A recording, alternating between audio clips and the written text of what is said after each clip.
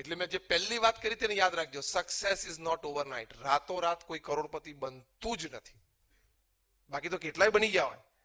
એટલે પ્રામાણિક પુરુષાર્થ કરીને એક એક ડગલું ધીમે ધીમે આગળ જવાનું. તો તમારી સિક્યોરિટી રહે, તમારા પત્ની સંતાનો એટલે કે તમારો પરિવાર, તમારા ઘરે વડીલ મા બાપ હોય એની સિક્યોરિટી રહે. કારણ કે કંઈક એવું તમે મોટું સ્ટેપ ભરી લો અને પછી એમાંથી મોટો પ્રશ્ન ઉભો થાય ને આપઘાત સુધી તમે પહોંચી જાઓ, પછી પરિવારને કેટલા પ્રશ્નો. કારણ કે તમે એકલા જ ઘરમાં પરિવારમાં કમાતા આખા પરિવારને નભાવતા હતા.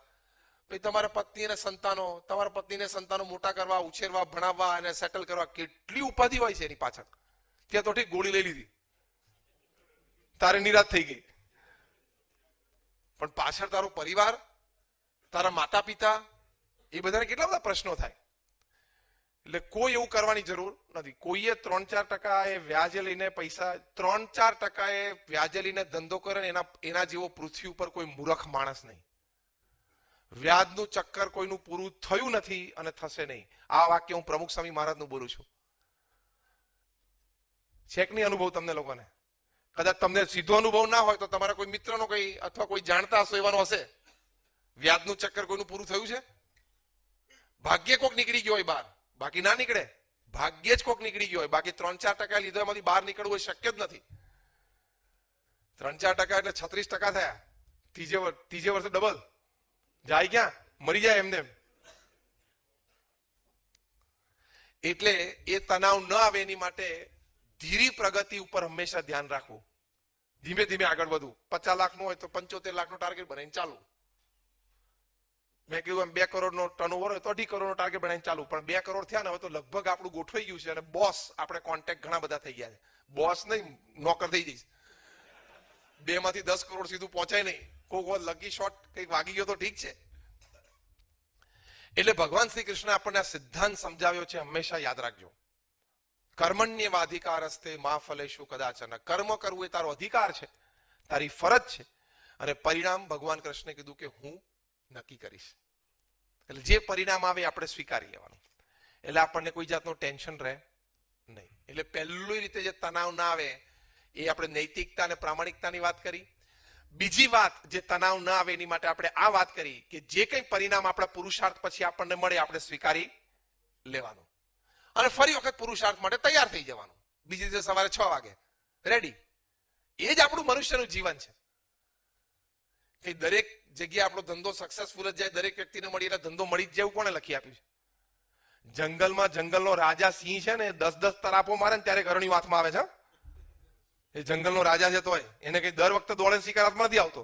તમે ડિસ્કવરી ચેનલ ઉપર જોયું પણ હશે. સિંહ જ્યારે જ્યારે દોડે ત્યારે દર વખતે હરણી હાથમાં આવે છે. તો તને શાનું અહીંયા હરણી હાથમાં આવે દર વખતે? એ જંગલનો રાજા છે તો દર વખતે હરણી હાથમાં નથી આવતું. એ તો 5-7-10 વખત તરાપ મારે ત્યારે એકાદ વખત ગોઠવાય.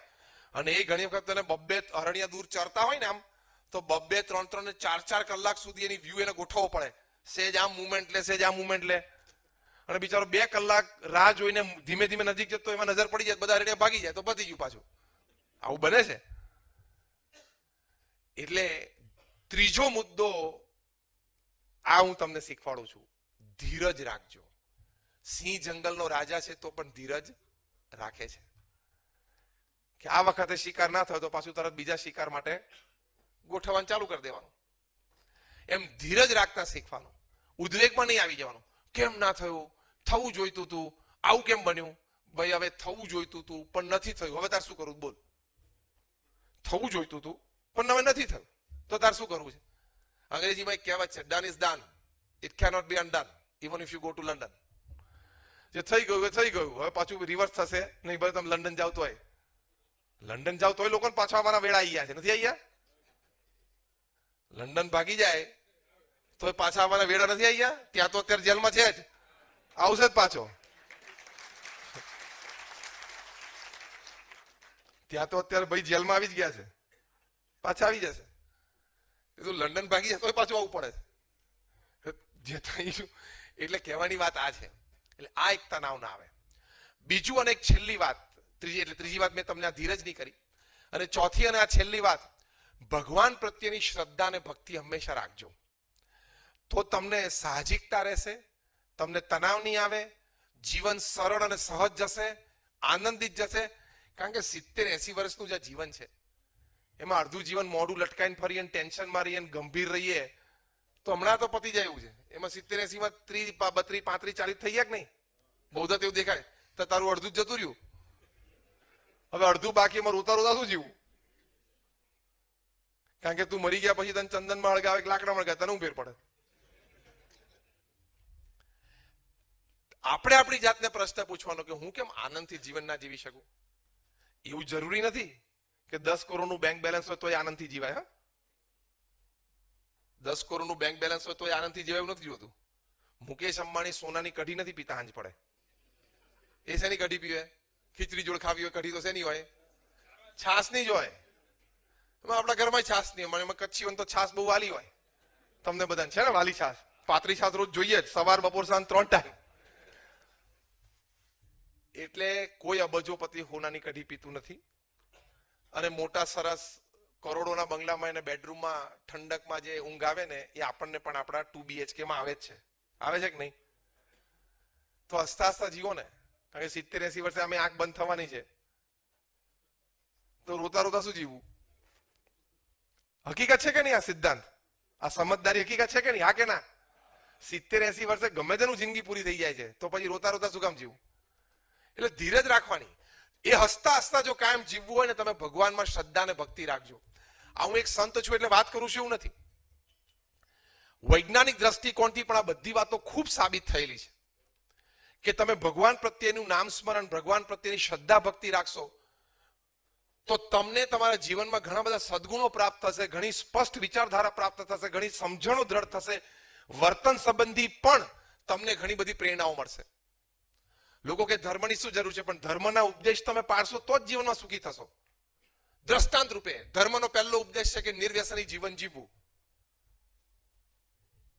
હું શું કહું છું કે લોકો એમ કહે છે કે ધર્મની શું જરૂર છે? પણ ધર્મના સિદ્ધાંતો જીવનમાં રાખશો તો જ સુખી થશો, બાકી દુઃખી જ થશો 110%. હું તમને દ્રષ્ટાંત દ્વારા પ્રેક્ટિકલ વાત સમજાવું. ધર્મનો પહેલો ઉપદેશ છે કે નિર્વ્યસની પવિત્ર જીવન જીવવું. હવે તમે વ્યસન કરતા હો એટલે તમે કેન્સર થવાની શક્યતા વધારે દો છો કે નહીં? અને જે દિવસે ડોક્ટર કે કેન્સર છે દિવસે ટેન્શન કેટલું? એટલે ભગવાન પ્રત્યેની શ્રદ્ધા એટલે શું? હું તમને મોટી મોટી મોક્ષની વાત નથી કરતો. ભગવાન પ્રત્યેની શ્રદ્ધા એટલે પહેલું આપણું જીવન નિર્વ્યસની હોવું જોઈએ. અને બીજું ભગવાનનું નામ સ્મરણ. તમે જે પણ ભગવાનમાં માનતા હો, પણ સાયન્ટિફિકલી પ્રૂવ છે, સાયકોન્યુરો સોફ્ટવેર્સથી પ્રૂવ થયેલું છે, માઇન્ડ મેપિંગ અને MRIs દ્વારા પ્રૂવ થયેલું છે. Doctor Andrew Newberg, doctor H.G. Koenig, Philadelphia યુનિવર્સિટીમાં તમને નામ આપું, તમે ગૂગલ ઉપર સર્ચ કરજો કે બહુ વૈજ્ઞાનિક ઢબથી કરેલો પ્રયોગ કે ભગવાનનું નામ સ્મરણ તમે સવાર સાંજ 10-10 મિનિટ પણ કરશો ને તો તમારો વિલ પાવર વધશે, તમારો કોન્ફિડન્સ વધશે, તમારો મેમરી પાવર વધશે, તમારી રોગ પ્રતિકારક શક્તિ વધશે. આ બધું વૈજ્ઞાનિક દ્રષ્ટિએ સાબિત થયેલું છે, કોઈ વાત ખોટી નથી. અત્યારે તો આપણે વિષય જુદો છે, પણ હું તો ચેલેન્જ સાથે ઓડિયન્સમાં બોલું છું કે તમને ધર્મ સંબંધી કોઈ પણ મુદ્દો ખોટો લાગતો હોય, આપણા સત્શાસ્ત્રની અને આપણા મહાન સંતોની વાત ખોટી લાગતી હોય, એ વાત તમારે બોલવાની અને સામેનું વૈજ્ઞાનિક પ્રૂફ હું તમને આપીશ કે આ વસ્તુ આ જગ્યાએ સાબિત થયેલી છે. આપણી બધી વાત સાચી છે. કાં તો આપણને અજ્ઞાન છે, એ વાતની ખબર નથી, કાં તો અહમ છે, એટલે આપણે સ્વીકારી નથી શકતા. તો ભગવાન